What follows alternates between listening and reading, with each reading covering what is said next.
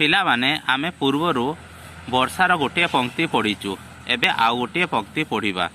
ପ୍ରାଣୀ ଜୀବନ ଜଳ ରାଶି କରୁଣା ଚିତ୍ତରେ ବରସି। ମାନେ ପ୍ରାଣୀର ଜୀବନ ହେଉଛି ଜଳ। ବର୍ଷା କରୁଣ ହୃଦୟରେ ଜଳ ଦାନ କରେ।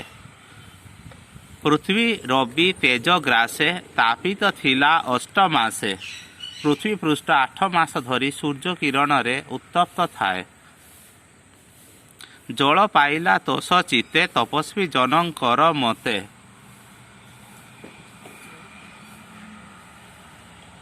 ଜଳ ପାଇଲା ତୋଷ ଚିତ୍ତେ, ଜଳ ଲାଭ କରି ସମସ୍ତେ ସନ୍ତୋଷ ହୁଅନ୍ତି।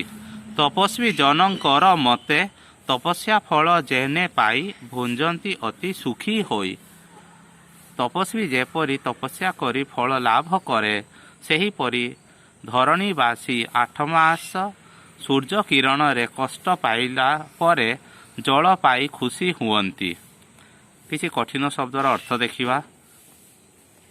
ରାଶି ସମୂହ, ସବୁ, କରୁଣା ଚିତ୍ତ ଦୟାଳୁ ହୃଦୟ, ରବି ତେଜ ସୂର୍ଯ୍ୟ କିରଣ, ତପସ୍ୱୀ ସନ୍ନ୍ୟାସୀ, ଭୁଞ୍ଜନ୍ତି ଭୋଗ କରନ୍ତି, ଯେନେ ଯେପରି।